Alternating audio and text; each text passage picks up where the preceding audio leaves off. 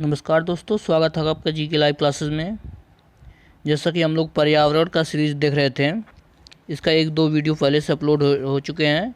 इसका अगला वीडियो है। ये मोस्ट इम्पॉर्टेंट क्वेश्चन है, हर वन डे एग्ज़ाम के लिए इम्पोर्टेंट है, तो इसे आप लोग ज़रूर देखिएगा। चलिए शुरू करते हैं। पहला क्वेश्चन है आपका, पर्यावरण यानी इन्वायरमेंट का अर्थ क्या है। तो पर्यावरण हमारे चारों ओर वातावरण में जो कि हमें वह अन्य जीवधारियों को प्रभावित करते हैं, वही पर्यावरण कहलाते हैं। यानी हमारे चारों ओर जो ऐसी चीज़ें जो दिखाई देती है और हमें प्रत्यक्ष रूप से प्रभावित करती हैं, वही पर्यावरण कहलाती हैं। मोस्ट इम्पॉर्टेंट क्वेश्चन था ये। अगला क्वेश्चन आपका, भारत में सबसे अधिक वन किस प्रदेश में है।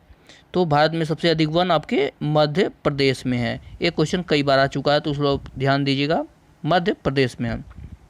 अगला है आपका, पौधे अपनी खाद्य निर्माण प्रक्रिया में कार्बन डाइऑक्साइड यानी CO2 गैस वायुमंडल से लेते हैं और बदले में जीवधारियों को सांस लेने के लिए कौन सी गैस मुक्त करते हैं। इसका मतलब है ऑक्सीजन मुक्त करते हैं। तो पौधे क्या करते हैं, दिन में पौधों से आपका जो जीवधारियों से कार्बन डाइऑक्साइड निकलता है उसे अवशोषित करते हैं और जीवधारियों के लिए क्या करते हैं, ऑक्सीजन उपस्थित करवाते हैं।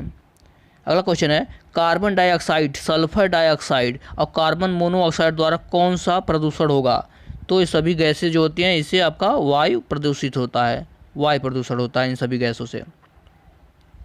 अगला आपका, बायोकेमिकल ऑक्सीजन डिमांड परीक्षा किस प्रदूषण को मापने के लिए की जाती है। ये परीक्षण है आपका बायोकेमिकल ऑक्सीजन परीक्षण जो होता है, वो जल प्रदूषण मापने के लिए की जाती है, यानी जल प्रदूषण मापने के लिए इसका इस्तेमाल किया जाता है। अगला क्वेश्चन है, पैराक्सी एसोटिक नाइट्रेट यानी PAN क्या है। तो ये आपका एक वायु प्रदूषक है, ये एक वायु प्रदूषक तत्व है। अगला है आपका, राष्ट्रीय पर्यावरण अनुसंधान केंद्र कहाँ स्थित है। तो राष्ट्रीय पर्यावरण अनुसंधान केंद्र आपका नागपुर में है, जो कि महाराष्ट्र में, यानी नागपुर महाराष्ट्र में स्थित है राष्ट्रीय पर्यावरण अनुसंधान केंद्र। अगला क्वेश्चन है आपका, वायुमंडल में ओजोन परत हमारी रक्षा किन किरणों से करती है। तो सभी को पता है, परावैंगनिक किरणों से हमारी रक्षा करती है ओजोन परत। ओजोन परत किस मंडल में, समताप मंडल में ओजोन परत पाई जाती है। अगला क्वेश्चन है, वायुमंडल में कौन सी गैस सर्वाधिक मात्रा में पाई जाती है। तो आपको पता है, नाइट्रोजन 78%, लगभग 78% नाइट्रोजन पाई जाती है वायुमंडल में, सबसे अधिक मात्रा में यही होती है। अगला है, आकाश नीला किसके कारण दिखाई देता है। ये भी कई बार क्वेश्चन पूछा जाता है। तो आकाश नीला हमें प्रकाश के प्रकीर्णन के कारण होता है। प्रकाश के प्रकीर्णन के कारण हमें आकाश हमें नीला दिखाई देता है। विश्व पर्यावरण दिवस कब मनाया जाता है। 5 जून को मनाया जाता है विश्व पर्यावरण दिवस। आज आपका विश्व पर्यावरण दिवस ही है 5 जून। तो 5 जून को विश्व पर्यावरण दिवस मनाया जाता है। अगला क्वेश्चन है, ग्रीन हाउस प्रभाव के कारण पृथ्वी का तापमान बढ़ता है या घटता है।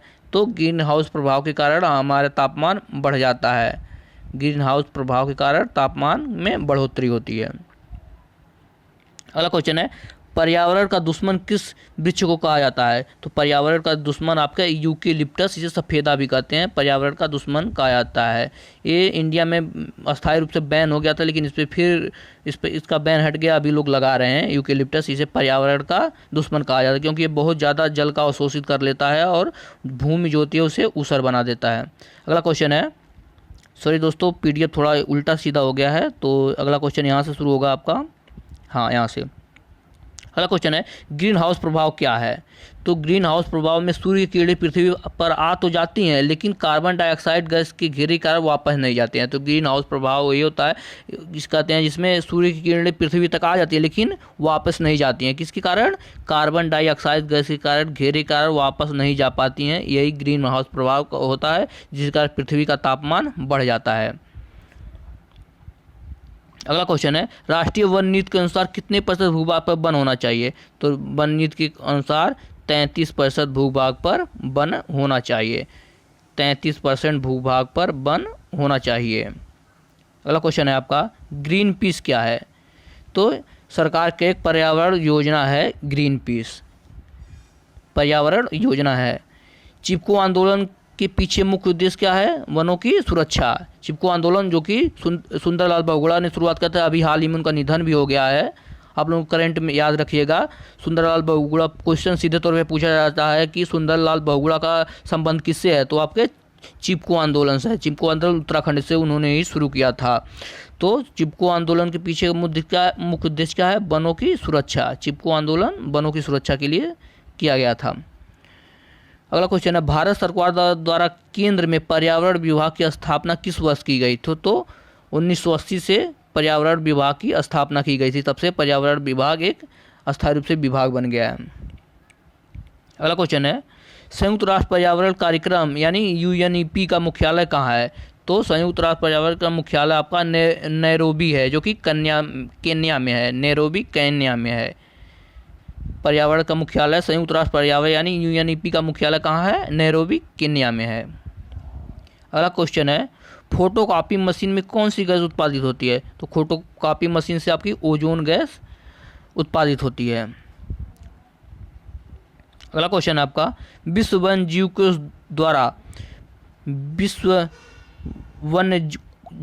द्वारा प्रतीक के रूप में किस पशु को लाया गया था? तो आपका पांडा को लाया गया था। पांडा, लाल पांडा, जो कि विलुप्त प्राय प्राणी है, रेड डाटा बुक में है। इसे जीव वन्य कोष द्वारा प्रतीक के रूप में लाया गया था, यानी वन्य जीव कोष का ये प्रतीक है लाल पांडा। भारत कौन सा राज्य टाइगर राज्य के रूप में जाना जाता है? मध्य प्रदेश। मध्य प्रदेश में टाइगरों की संख्या सबसे 80 की है, इसे टाइगर प्रदेश भी कहा जाता है मध्य प्रदेश को। अगला क्वेश्चन है, वन महोत्सव किसने शुरू किया था? तो वन महोत्सव मोस्ट इंपॉर्टेंट क्वेश्चन, बहुत जगह पूछा जाता है। KM मुंशी ने शुरू किया था। वन महोत्सव की शुरुआत किसने किया था? KM मुंशी ने किया था। अगला क्वेश्चन है, विश्व वन जीव संरक्षण कोष कहाँ पर स्थित है? तो विश्व वन जीव संरक्षण कोष का मुख्यालय आपका स्विट्जरलैंड में है। स्विट्जरलैंड में है विश्व वन जीव कोष का मुख्यालय, याद रखिएगा आप लोग। अगला क्वेश्चन है, सबसे प्राचीन काल से उगाए जाने वाला फल वृक्ष कौन सा है? तो सबसे पुराना फल वृक्ष इसमें से खजूर है। खजूर आई थिंक पुर्तगाली लोग भारत लेकर आए थे। खजूर देख लीजिए आप लोग, हाँ पुर्तगाली लोग ही खजूर भारत लाए थे। तो सबसे प्राचीन उत्पादक फल माना जाता है। अगला क्वेश्चन है,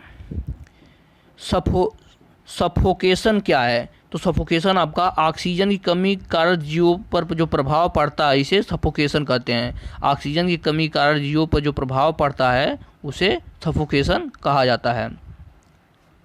अगला क्वेश्चन है आपका, जलवायु परिवर्तन में किन गैसों की मुख्य भूमिका होती है? तो जलवायु परिवर्तन आपके ग्रीन हाउस गैसों की मुख्य भूमिका होती है। जलवायु परिवर्तन में ग्रीन हाउस गैसों की मुख्य भूमिका होती है। तो ये थे आज के क्वेश्चन। अगर वीडियो पसंद आए तो लाइक ज़रूर कीजिएगा, चैनल को सब्सक्राइब कीजिएगा। धन्यवाद।